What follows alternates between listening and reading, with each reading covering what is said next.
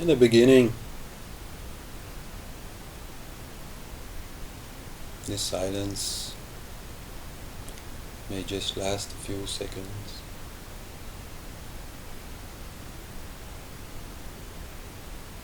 Not very difficult to have like 4 seconds of inner silence. And already you get a lot out of it.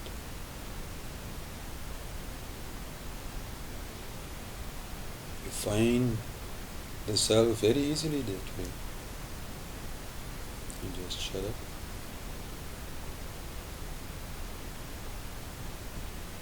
There it is.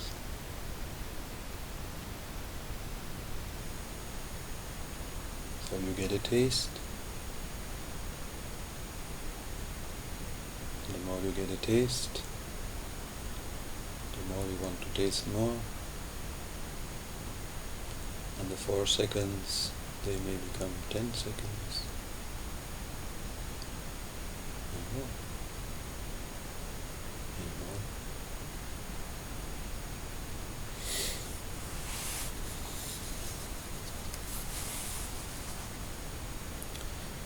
more. Lao Tse said, progress through failure. This is true in most meditation techniques, and it's certainly true here.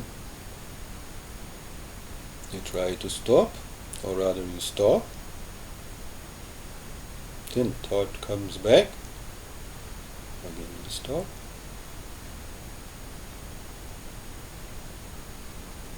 again thought comes, you stop.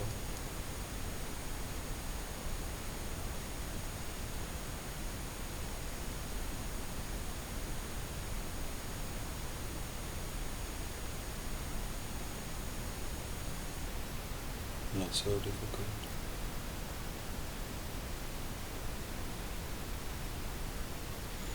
But of course for some people too much. Like you see that with another famous teacher of the last century, a famous Jnani called Ramana Maharishi. It's maybe the most famous of all.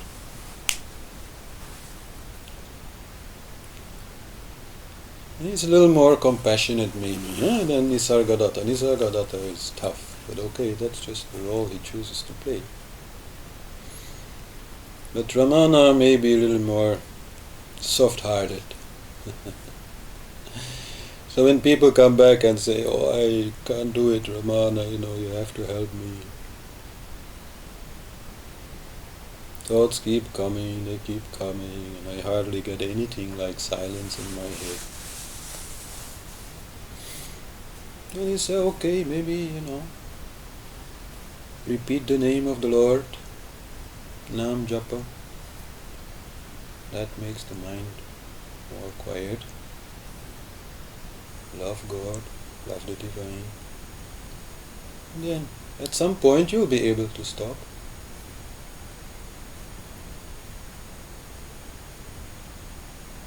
Or he will say, okay, you have learned to control your breath. Do that more. Try to stop breathing for a longer time. And to stop thought will become more and more easy also. So he will then actually take some techniques from other types of yoga.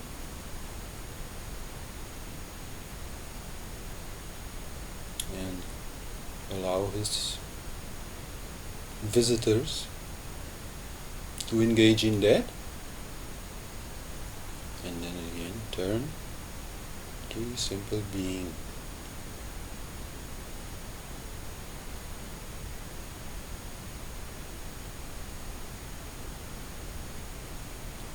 All yogas have the same objective. They only use different techniques that suit different people. So you can't say this one is the best or that one is the best. You can't even say this one is fastest. That one is fastest. It all depends who you are. There's nothing to reach. There's nowhere to go. If that were the case, then you could say, okay, this yoga takes you to that place much faster. But there's nowhere to go. You are already good. So, what do you do? The only thing to do is to drop everything else. And everything else. Now that's different for everybody. So some people who are more rational, they may have more with this talk stuff. And other people who are more emotional, they may have more with the yoga of devotion. And others who can't sit still and who are very active might see more into physical yoga, karma yoga. But all those yogas that ultimately come to the same point, where you drop everything, even all these yogas, just simply be what you already are.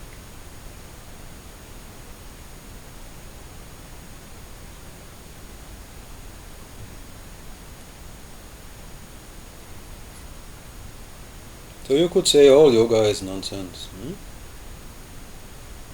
but that's not really the truth. It all prepares us for that last step.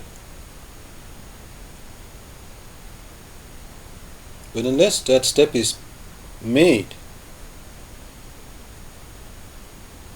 nothing is done.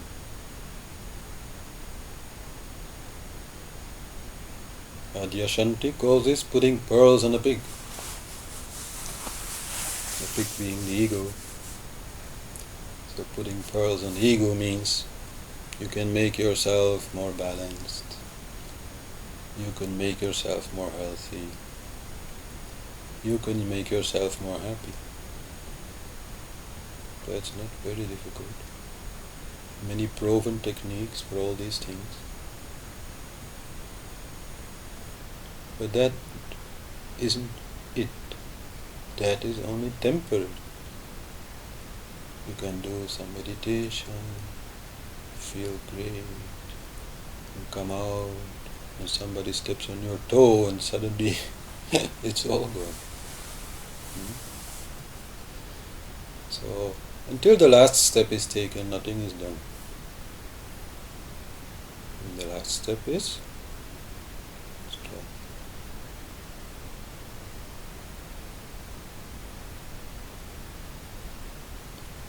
For as long as you can. And then again.